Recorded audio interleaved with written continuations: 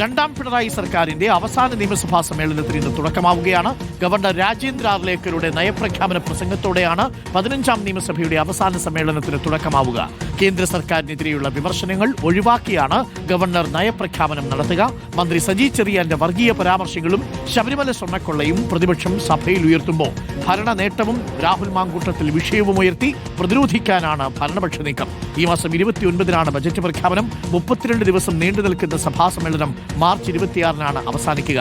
റോഷിപാലുണ്ട് കൂടുതൽ വിവരങ്ങളുമായി. Roshipal, very good morning. ഈ ബഡ്ജറ്റ് സമ്മേളനം കഴിഞ്ഞാൽ നേരെ ഇറങ്ങുന്നത് പോളിംഗ് ബൂത്തിലേക്കാണ് എന്ന പ്രത്യേകത കൂടിയുണ്ട്.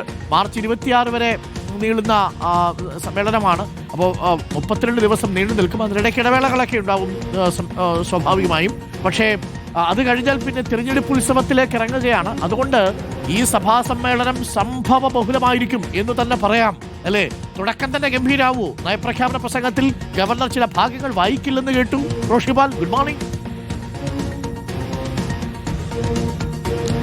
Good morning Arunkumar. നയപ്രഖ്യാപന പ്രസംഗത്തിൽ കേന്ദ്ര സർക്കാരിനെ വിമർശിക്കുന്ന ഭാഗങ്ങൾ ഗവർണർ രാജേന്ദ്ര ആർലേക്കർ വായിക്കില്ലെന്ന് ഉറപ്പാണ്. ഈ കാര്യത്തിലുള്ള വിയോജിപ്പ് സംസ്ഥാന സർക്കാരിനെ അറിയിക്കുകയും ചെയ്തിട്ടുണ്ട്.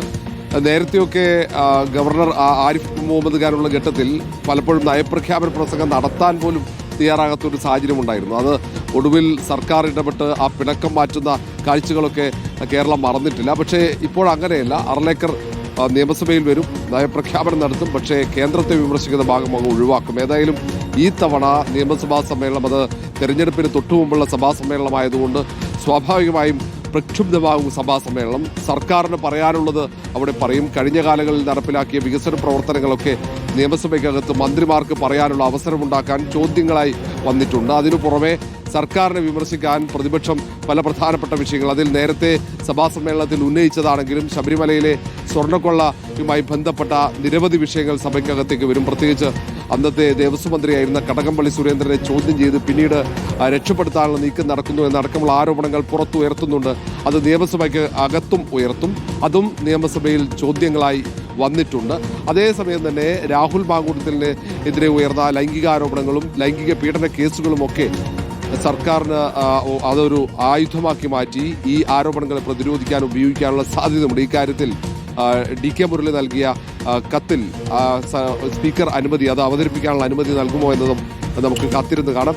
ഏതായാലും ഇന്ന് രാവിലെ 8:30 UDFന്റെ പാർലമെന്ററി പാർട്ടി യോഗം ചേർന്നുണ്ട്. സഭയ്ക്കകത്ത് എന്തൊക്കെ കാര്യങ്ങൾ സർക്കാരിനെതിരെ ഉയർത്തണം എന്നതിനെക്കുറിച്ചുള്ള അന്തിമ തീരുമാനം ഇന്നുണ്ടാകും. ഇന്ന് ഗവർണറുടെ നയപ്രഖ്യാപനമായതുകൊണ്ട് പ്രതിപക്ഷത്തിന്റെ പ്രതിഷേധങ്ങളൊന്നും ഉണ്ടാകില്ല.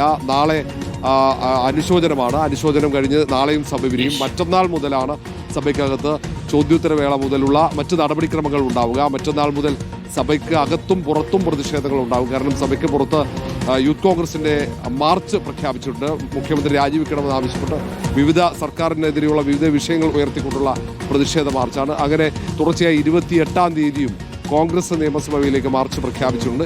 29-ന് ബജറ്റിൽ ജനപ്രിയ പ്രഖ്യാപനങ്ങൾ ഉണ്ടാകുമെന്ന് ഉറപ്പാണ്. കാരണം നിയമസഭാ തെരഞ്ഞെടുപ്പ് വരുന്നു. നേരത്തെ തന്നെ അതിന്റെ സൂചനകളൊക്കെ വന്നതാണ്. ഈ സഭാ സമ്മേളനം പ്രക്ഷുബ്ധമാകും. 26 വരെ നീണ്ടു നിൽക്കുമോ എന്ന് സംശയമാണ്. കാരണം മാർച്ച് ആദ്യവാരം ഒരുപക്ഷെ നിയമസഭാ തെരഞ്ഞെടുപ്പ് പ്രഖ്യാപിച്ചാൽ അതോടെ സഭാ സമ്മേളനം അവിടെ അവസാനിപ്പിച്ച് സഭ പിരിയാനാണ് സാധ്യത. ഓക്കെ, അതിൽ ഒരു കൗതുകകരമായ കാര്യമുള്ളത്, ഈ ബഡ്ജറ്റ് സമ്മേളനത്തിനിടയിൽ തന്നെ ഒരുപക്ഷെ തെരഞ്ഞെടുപ്പിന്റെ നോട്ടിഫിക്കേഷൻ വന്നേക്കാം. അങ്ങനെ വന്നാൽ നേരെ സഭയിൽ നിന്ന് ഇറങ്ങി ജനങ്ങളിലേക്കായിരിക്കും പോവുക, പിന്നെ ജനങ്ങളിൽ നിന്ന് സഭയിലേക്ക്, അല്ലേ? അപ്പോൾ സഭയിൽ നിന്നിറങ്ങി ജനങ്ങളിലേക്ക് പോകുന്നതിന് മുമ്പ് UDF ഭരണപക്ഷവും ഇന്ന് നിയമസഭകൾ ഏറ്റുമുട്ടും വരുന്ന ദിവസങ്ങളിൽ എന്ന കാര്യത്തിൽ സംശയമില്ല. അതിന്റെ സൂചന പ്രതിപക്ഷ നേതാവ് റിപ്പോർട്ടിന് നൽകിയിട്ടുണ്ട്.